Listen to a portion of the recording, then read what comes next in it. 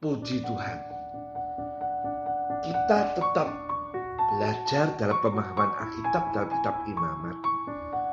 Saya berharap Bapak Ibu tetap setia untuk tetap belajar terus dalam kitab Imamat ini.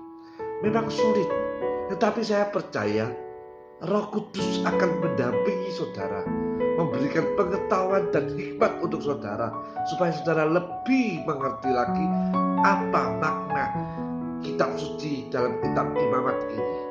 Puji Tuhan, hari ini kita masih tetap belajar dalam Imamat pasal 3. Yang saya akan teruskan dalam Imamat pasal 3 ayat 1 sampai 17 yang berbicara tentang korban perdamaian. Saudara-saudariku yang dikasihi Tuhan, lemak-lemak korban perdamaian yang dibakar itu berasal dari satu, lemak pada selaput perut yang menutup alat-alat di dalam perut, dan lemak pada alat-alat perut di dalam, atau dalam bahasa Inggrisnya itu the inwards, sama dengan perkara-perkara yang di dalam. Ini perkara-perkara yang di dalam. Mazmur 64 ayat ke-6. Ini harus dikorbankan.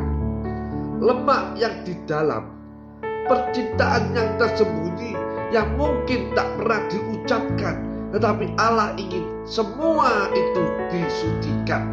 Sekali lagi, Galatia 5 ayat ke-24. Paulus membakar semua lemak yang di dalam ini, dikorbankan di atas mezbah, sehingga kehidupannya menjadi sangat harum. Galatia pasal 1 ayat ke-24. Tidak ada lagi percintaan yang lain. Semua sudah dikorbankan, disucikan, dimatikan, sampai segala rencana dan cita-citanya, sehingga tidak ada lagi percintaan yang lain, hanya Kristus dan salibnya saja. Bukan nama harum dan dipuji-puji, bukan harta, bukan kelezatan, dosa atau dunia, bukan apa saja lainnya yang boleh menjadi percintaan tersembunyi. Semua disalibkan.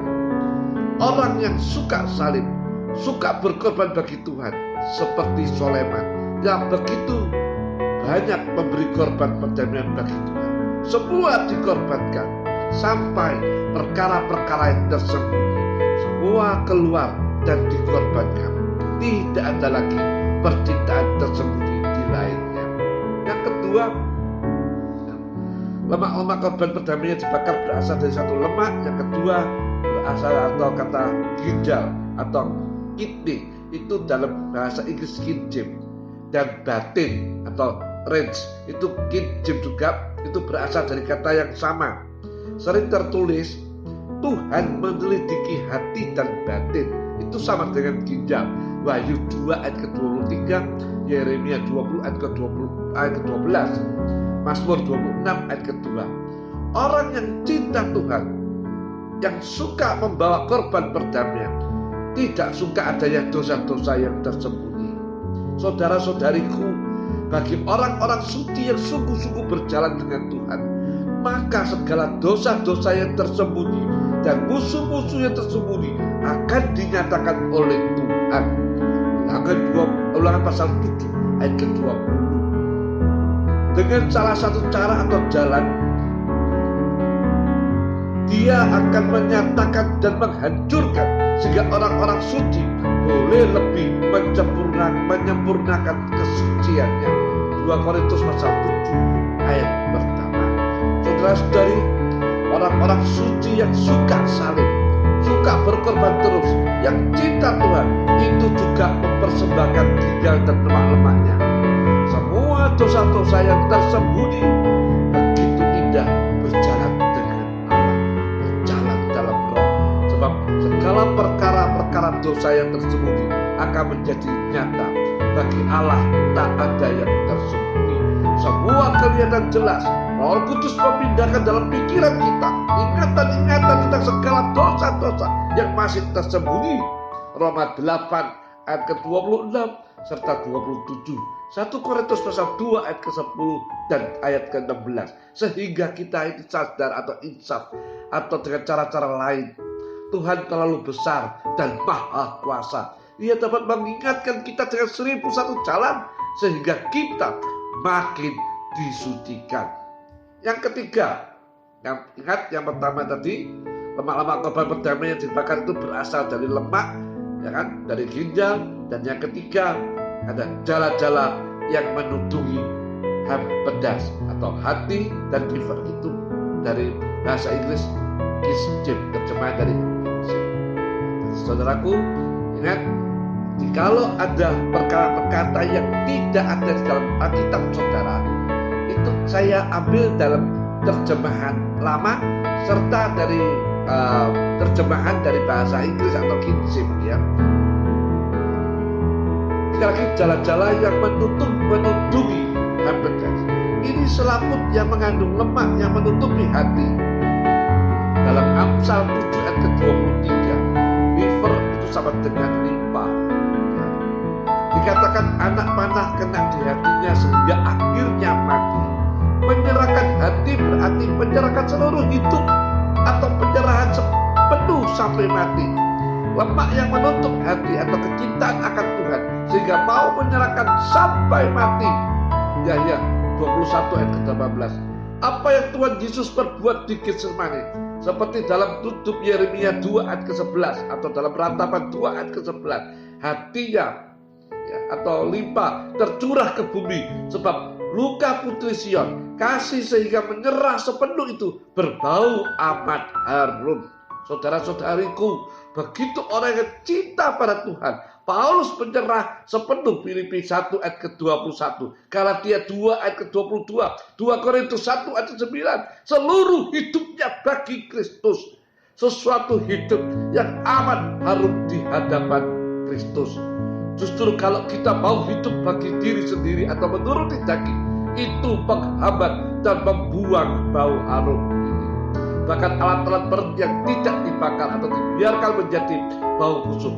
Orang-orang yang tidak mau mematikan keinginan dagingnya, kehendaknya sendiri, akan berbuat menurut daging, berbuat dosa, berbau busuk di hadapan Allah dan manusia.